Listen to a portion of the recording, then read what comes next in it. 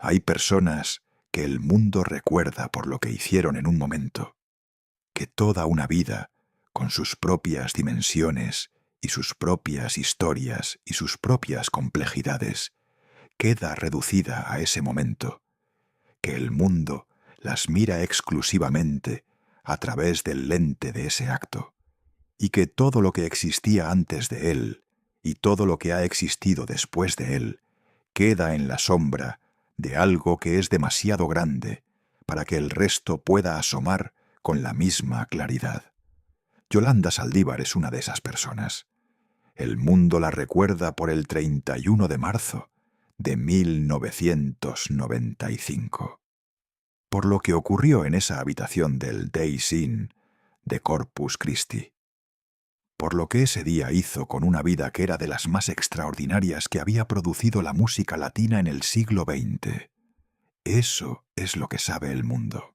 O eso es lo que define a Yolanda Saldívar en la memoria colectiva de millones de personas que amaban a Selena Quintanilla y que cuando escucharon lo que había ocurrido, sintieron algo que no tenía nombre exacto, pero que era completamente real. Pero hay algo que ocurrió antes de ese día. Hay cosas que Yolanda Saldívar dijo antes de ese día. Cosas que hizo. Cosas que las personas que la conocían, que habían estado cerca de ella, que habían observado su comportamiento en los períodos anteriores a ese momento, vieron y escucharon, y que cuando se miran en conjunto con lo que después ocurrió, generan preguntas que el mundo todavía está intentando procesar completamente. Lo que dijo antes de ese día sigue generando teorías hasta hoy.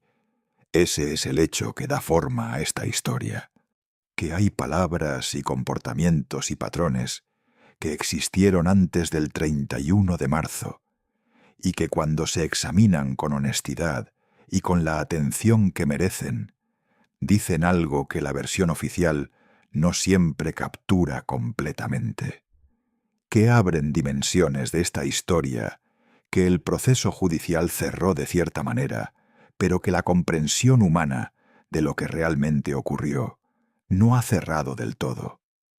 Hoy vamos a intentar examinar esa historia, no la historia del crimen en sí mismo, que está documentada y que tiene su propio registro legal, sino la historia de Yolanda Saldívar como persona. La historia de lo que era antes de ese día, de lo que la llevó hasta ese momento, de lo que dijo en el proceso, y de las razones por las que lo que dijo sigue generando teorías décadas después de que lo dijo. Y Yolanda Saldívar nació el 1 de septiembre de 1948 en San Antonio, Texas. Hija de una familia de origen mexicano en el Texas de esa época, que tenía sus propias complejidades sobre lo que significaba ser de cierto origen, en cierto lugar, en cierto momento histórico. Creció en el contexto que produjeron esas circunstancias, con todo lo que eso implica, de las maneras en que el contexto forma a las personas antes de que esas personas tengan la capacidad de elegir quiénes quieren ser. Era enfermera. Esa era su profesión. Ese es el dato que el mundo tiende a ignorar cuando piensa en Yolanda Saldívar, porque el dato que define todo lo que sabe de ella es el otro. Pero la enfermería era lo que era antes de que el otro dato la definiera. Lo que hacía, y lo que le daba estructura y propósito, y un lugar en el mundo que era independiente de todo lo que vino después. Era, según las personas que la conocieron en ese período de su vida, alguien dedicada, que se entregaba al trabajo con una intensidad que sus colegas notaban, que tenía en ella algo que buscaba la conexión con las personas a las que atendía, de maneras que iban más allá de lo estrictamente profesional. Eso dice algo, no porque ser una buena enfermera impida ser capaz de lo que fue capaz, sino porque dibuja una imagen de alguien que no era la versión de sí misma que el mundo vio el 31 de marzo, que había en ella, antes de ese día, algo que era real y que funcionaba y que tenía valor. Que las circunstancias que llevaron hasta ese momento construyeron sobre algo que existía antes de esas circunstancias. La conexión con Selena comenzó a través del fan club. Yolanda Saldívar contactó a la familia Quintanilla con la propuesta de organizar el club de fans oficial de Selena. Era la presidenta del club de fans no oficial que existía antes de esa conversación. Tenía en ella una devoción por Selena que las personas que la conocían en ese momento describían como extraordinaria en su intensidad. Y aquí viene el primer momento en esta historia que hace que todo lo que viene después tenga el peso que tiene.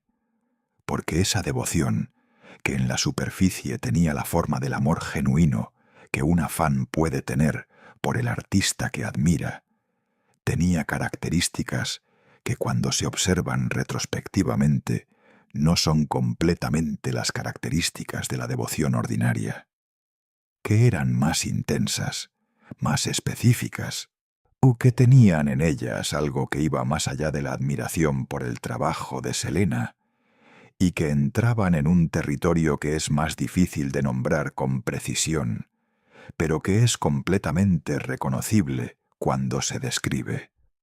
Las personas que la conocieron en ese período hablan de una Yolanda que era capaz de hablar de Selena con una extensión y una intensidad que no correspondían completamente con la relación que tenía con ella en ese momento, que construía una narrativa sobre esa relación que la colocaba a ella en un lugar central, de una manera que la realidad de la relación no justificaba completamente, que había en ella algo que necesitaba ser importante en la vida de Selena, de maneras que eran más profundas y más urgentes que lo que la relación fan-artista ordinaria produce. Ese patrón, aunque existe antes de que la relación tomara la forma más formal que tomó cuando el club de fans fue establecido, es uno de los elementos que las teorías que siguen generándose sobre esta historia señalan con consistencia.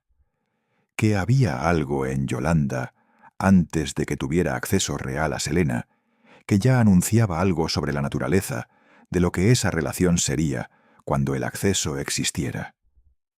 La familia Quintanilla le dio ese acceso. Específicamente Abraham Quintanilla, el padre de Selena, tomó la decisión de formalizar la presencia de Yolanda como la gestora del club de fans oficial. Esa decisión, que en su momento pareció completamente razonable, dado lo que Yolanda había demostrado en términos de dedicación y de organización, tendría sus propias consecuencias, que nadie en ese momento podía prever completamente, aunque en retrospectiva haya personas que digan que había señales que podrían haberse leído de otra manera. Y entonces Yolanda tuvo acceso real.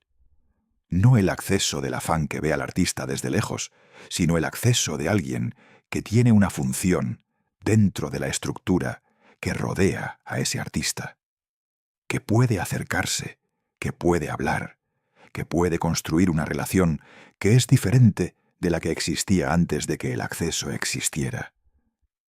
Lo que ocurrió con ese acceso es el centro de todo lo que esta historia examina.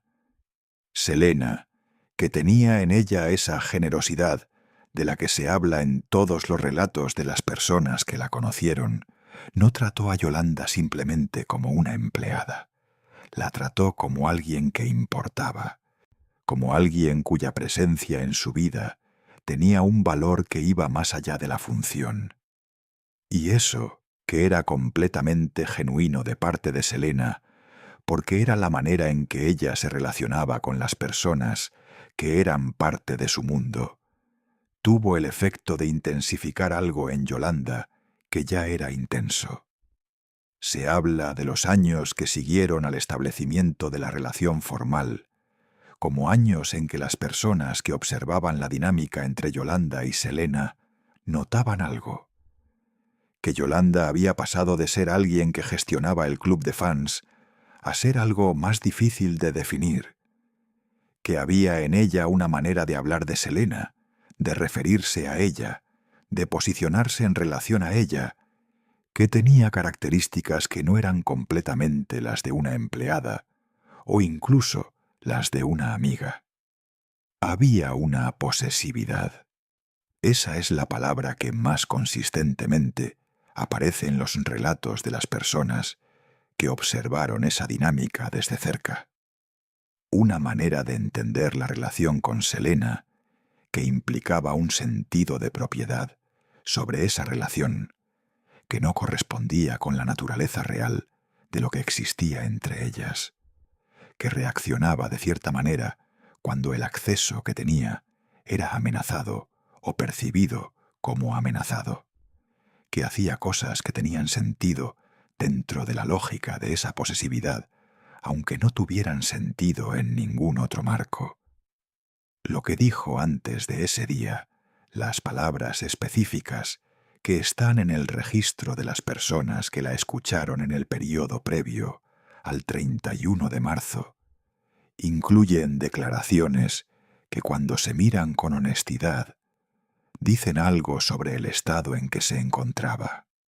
Hay personas que afirman haberla escuchado hacer declaraciones sobre Selena que en su momento pudieron haber sido interpretadas de diferentes maneras, pero que retrospectivamente tienen una dimensión que es difícil de ignorar.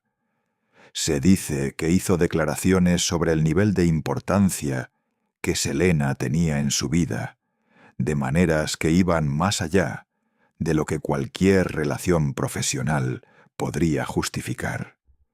Que habló de Selena en términos que sugerían que la pérdida de esa relación, la posibilidad de que el acceso que tenía terminara, era algo que no era simplemente una consecuencia profesional indeseable, sino algo más existencial, que había construido algo alrededor de Selena que no podía existir sin Selena, de cierta manera.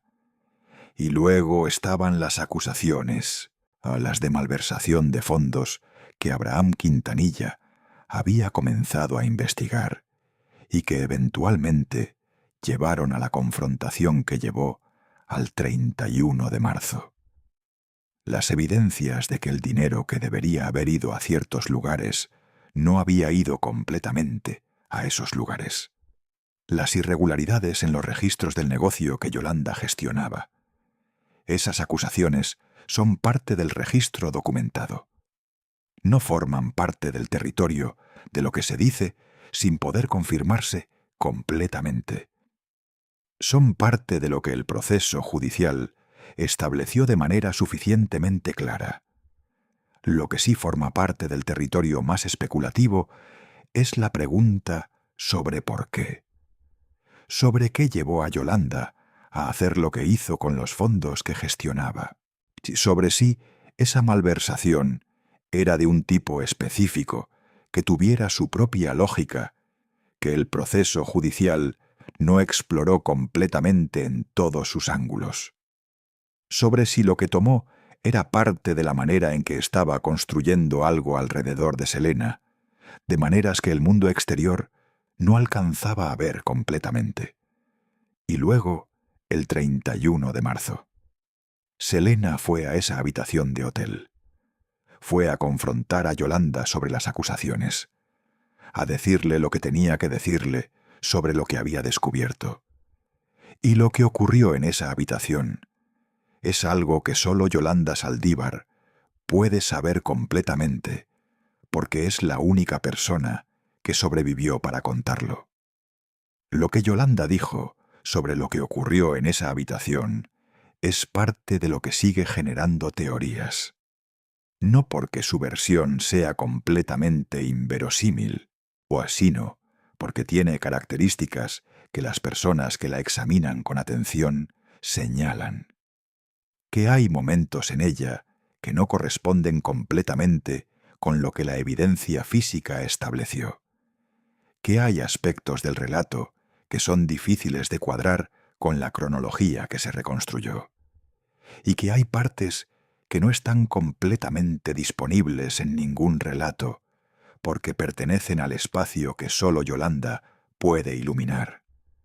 Se dice que lo que Yolanda declaró durante el proceso, las versiones de los eventos que ofreció en distintos momentos, tuvieron sus propias inconsistencias, que ciertos detalles variaron, que la explicación de lo que ocurrió tuvo diferentes formas en diferentes momentos del proceso, y que esas variaciones que los abogados de la defensa intentaron usar de cierta manera y que la acusación refutó de otra manera, dejaron un espacio de ambigüedad sobre exactamente qué ocurrió en esa habitación, que el veredicto cerró en términos legales, pero que la comprensión humana no ha cerrado del todo.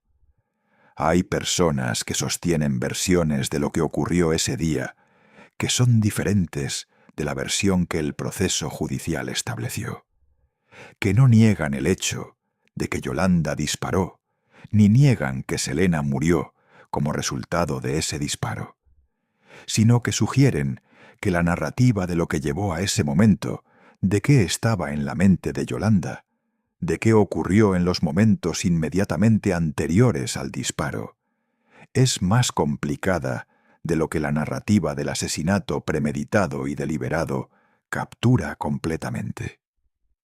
No se puede afirmar que esas versiones alternativas son correctas. El proceso judicial estableció lo que estableció, y ese establecimiento es el registro legal de lo que ocurrió.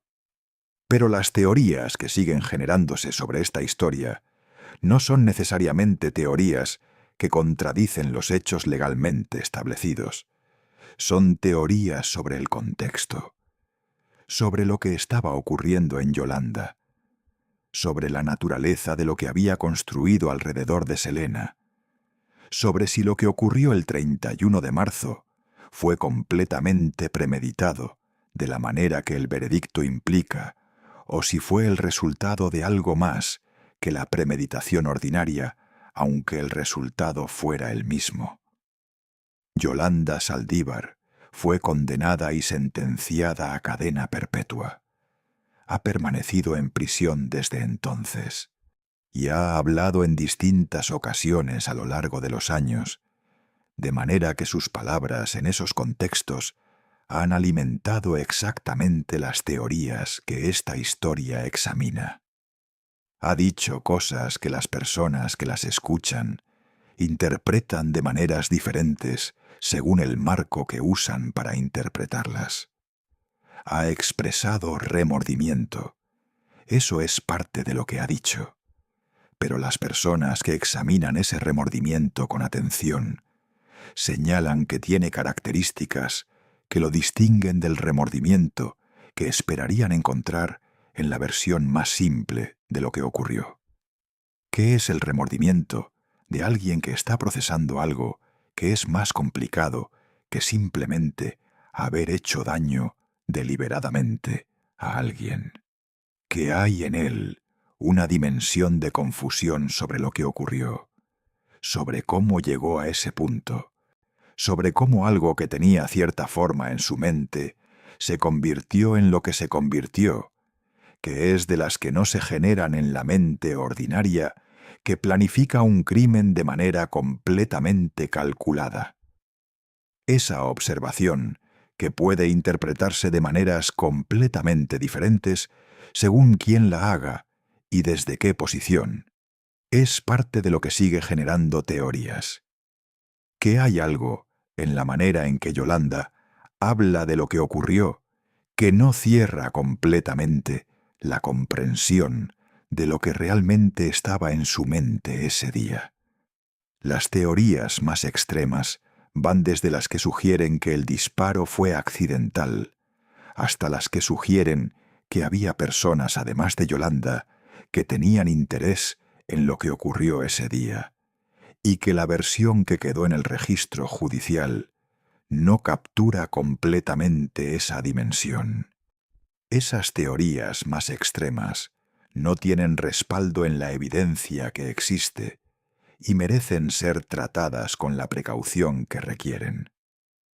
Pero las teorías más matizadas, las que no niegan los hechos establecidos, sino que examinan el contexto psicológico y emocional en que esos hechos ocurrieron, tienen una consistencia que es más difícil de ignorar completamente, que dicen algo sobre la naturaleza de lo que era la relación entre Yolanda y Selena, y sobre lo que estaba ocurriendo en Yolanda, en el período previo a ese día, que merece ser examinado con honestidad, aunque ese examen no cambie los hechos y no cambie el sufrimiento que esos hechos causaron. Lo que queda, lo que permanece, después de todo lo que puede decirse sobre esta historia, es el peso de lo que se perdió. Selena Quintanilla tenía 23 años, o tenía todo lo que todavía faltaba por ocurrir, en una carrera que había demostrado ser de las más extraordinarias de la historia de la música latina. Tenía la voz y el talento y la conexión con el público y la capacidad de seguir creciendo, de maneras que habría sido extraordinario poder ver.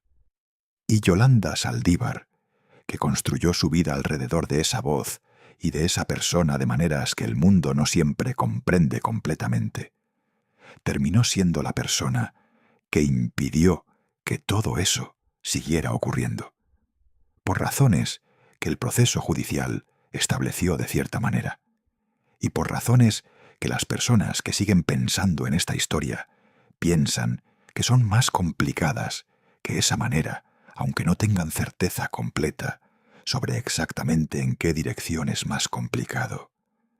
Lo que dijo antes de ese día sigue generando teorías hasta hoy, porque hay en esas palabras y en esos comportamientos algo que el tiempo no ha resuelto completamente, aunque el proceso judicial haya cerrado lo que tenía que cerrar, que dice algo sobre la naturaleza humana, de lo que puede construirse alrededor de alguien cuando el amor, o lo que se llama amor, toma formas que no son las formas que el amor debería tomar, y sobre el precio que ese tipo de construcción puede cobrar cuando las circunstancias producen el colapso de lo que fue construido sobre fundamentos que no podían sostenerlo indefinidamente. Esa es la historia de Yolanda Saldívar, que puede contarse con honestidad. No la historia simple del villano sin matices, ni la historia que pretende que lo que hizo es menos grave de lo que fue, sino la historia de una persona que existió en un espacio de complejidad psicológica, que el mundo no siempre tiene las categorías para procesar completamente, y que ese espacio de complejidad produjo una de las pérdidas más dolorosas de la historia de la música latina. Las teorías siguen, las preguntas siguen, y el dolor por lo que se perdió también sigue de las maneras en que siguen las cosas que deberían no haber terminado de la manera en que terminaron.